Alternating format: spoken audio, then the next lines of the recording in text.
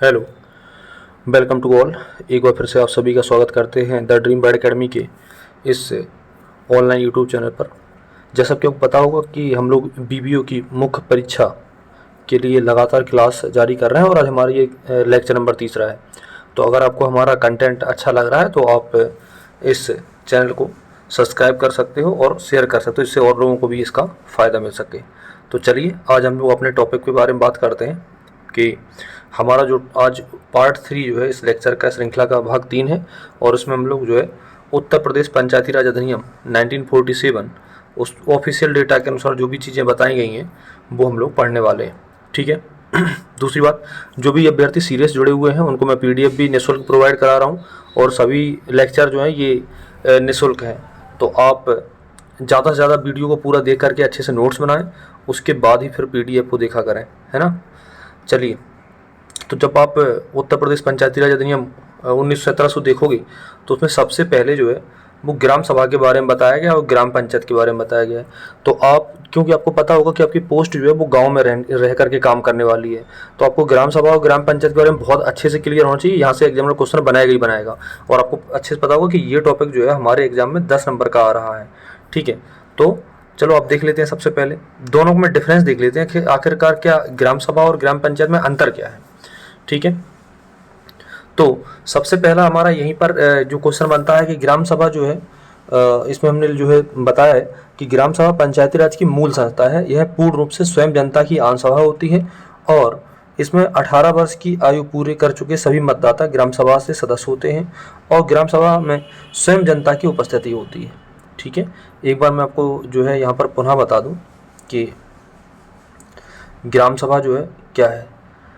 सीधी सी बात यह है कि ग्राम सभा जो है वो मूल संस्था होती है और 18 वर्ष जितने भी मतदाता, यानी कि जो आपकी वोटर सूची होती है, 18 वर्ष की पूरी कर चुके जो मतदाता होते हैं वो सभी इसके सदस्य होते हैं। ठीक है, उसको हम लोग क्या है, ग्राम सभा कहेंगे। ठीक है, अच्छा आते हैं हम लोग किस पर, ग्राम पंचायत पर। तो ग्राम पंचायत पंचायती राज की निर्वाचित संस्था है, यानी कि जो चुनी हुई संस्था है जिसका निर्वाचन ग्राम सभा, जो कि अभी पहले पढ़ चुके हैं, उसके सदस्यों के द्वारा किया जाता है। और ग्राम पंचायत निर्वाचित प्रतिनिधियों की संस्था है जिसे जनता को सीधे आमने सामने होकर जवाब देना होता है। कहने का मतलब ये है कि जब तक हमारा चुनाव नहीं हुआ है उससे पहले जितने भी लोग 18 वर्ष की आयु पूरी कर चुके हैं वो ग्राम सभा है, लेकिन जब उन्होंने वोट डाल दिया है और उन्होंने किसी न किसी व्यक्ति को चुन लिया है तो फिर वो हमारे पास क्या हो जाएगी, ग्राम पंचायत हो जाएगी। ठीक है, सिंपल सी बात देख लीजिए। तो उम्मीद है ग्राम सभा और ग्राम पंचायत में आपको क्लियर हो गया होगा। बाकी अभी इसके बारे में और डिटेल जानेंगे तो आप जो है वीडियो में बने रहें। चलो, तो अब देख लेते हैं कि इसमें जो है कौन कौन से अधिकारी गण होंगे। तो जो ग्राम सभा है उसमें मतदाता तो होंगे ही होंगे, क्योंकि 18 वर्ष की ये सभी देखो मतदाता खड़े हुए 18 वर्ष की आयु पूरे कर चुके हैं। और इसमें क्या है, निर्वाचित सदस्य में कौन से हो जाएंगे, जैसे जो है सरपंच हो गए, वार्ड पंच हो गए, उप सरपंच हो गए, सचिव वार्ड, ये सभी।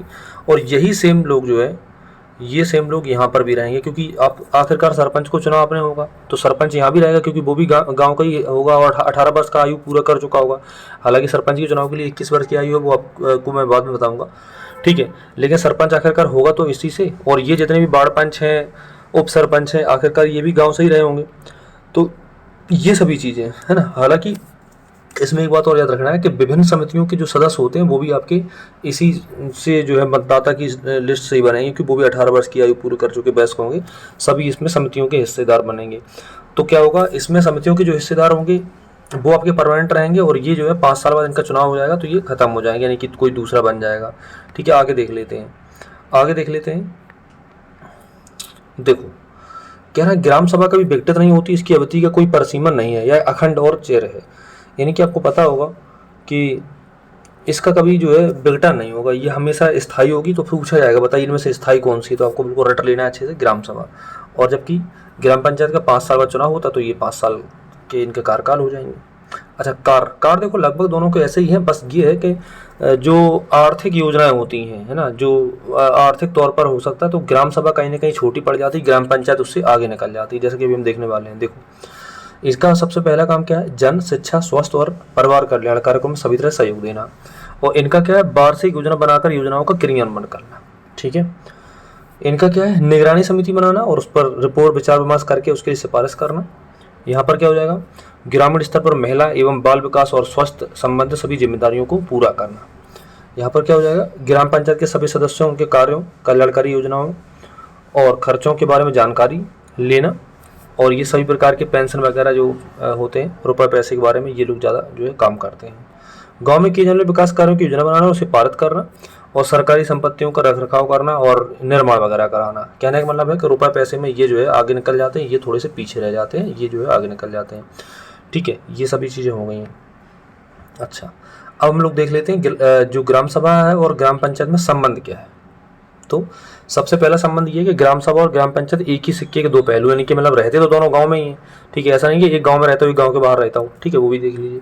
अगला, ग्राम पंचायत के सभी सदस्य ग्राम सभा द्वारा निर्वाचित किए जाते हैं, जो ग्राम सभा के लिए ही कार्य करते हैं। यानी कि मतलब ये समझ लो कि ग्राम सभा के ही सदस्य जो है ग्राम पंचायत में आएंगे, क्योंकि चुनाव जो है इन्हीं लोगों से हो जाएगा। ठीक है, अगला, पंचायती राज व्यवस्था में ग्राम सभा पंचायतों की निगरानी की भूमिका और ग्राम पंचायत ग्राम सभा की कार्यपालिका की भूमिका अदा करती है। तो कहने वाला है, ग्राम पंचायत ग्राम सभा कार्यपालिका यानी कार्यों का क्रियान्वयन करती है, जिस तरह से आपने सुना होगा न्यायपालिका, कार्यपालिका और विधायिका, ये सब चीज़ें पॉलिटी में पढ़ी होंगी, तो वो चीज़ें। तो वही चीज़ें हैं जो ग्राम सभा के बारे में हम पढ़े थे, उसके बारे में यहाँ पर मैंने हेडिंग के रूप में बता दिया है।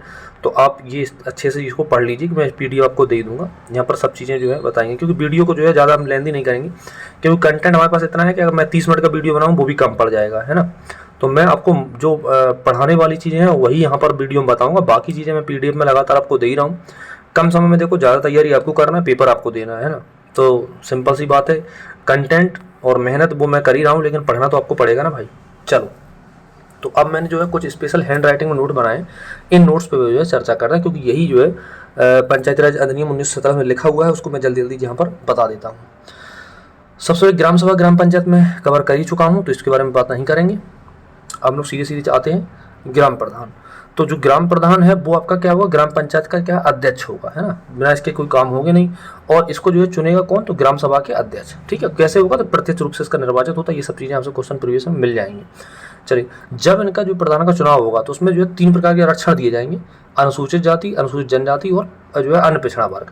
ठीक है, एक और इसमें जो बताया गया इस अधिनियम में कि जो पिछड़ा वर्ग का अधिनियम जो है, ये पिछड़ा वर्ग का जो कैसे वो आरक्षण है वो 27% से ज़्यादा नहीं होना चाहिए, तो उसको भी मैंने यहाँ पर मेंशन कर दिया है। ठीक है, ये भी हो सकता है क्वेश्चन आपसे पूछ लिया जाए। अच्छा, दूसरी बात यहाँ पे बहुत ज़्यादा इंपॉर्टेंट ये है कि जितनी भी आरक्षित आपकी सीटें होंगी उनमें 1/3 आपका उसी वर्ग की महिला के लिए होगा। ठीक है, तो ये भी आपको जो है याद रख लेना है। ठीक है, अच्छा, ग्राम पंचायत में सदस्य कितने होंगे, तो ये भी क्वेश्चन यहाँ से बन सकता है, और मैंने जो है प्रीवियस ईयर में देखा है।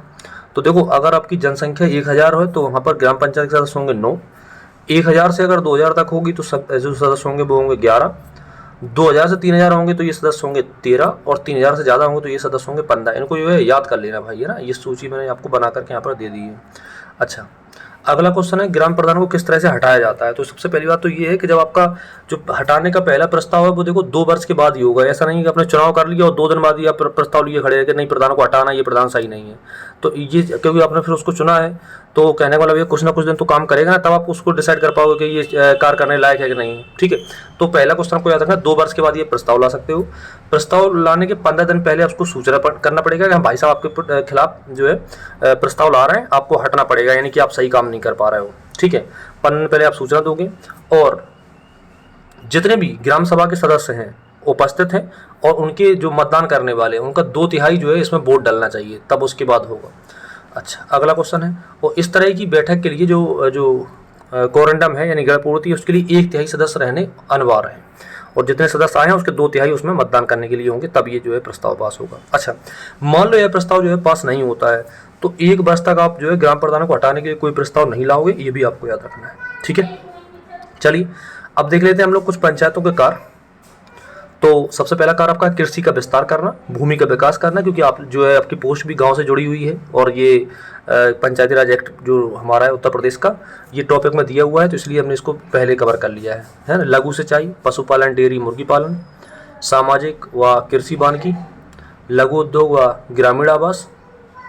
अच्छा, इसी गांव में आपको याद रखना है कि भूमि प्रबंधन की एक समिति होती है, जो जिसका अध्यक्ष होता है प्रधान और सचिव होता है लेखपाल। ये भी आपको उससे याद रखना है।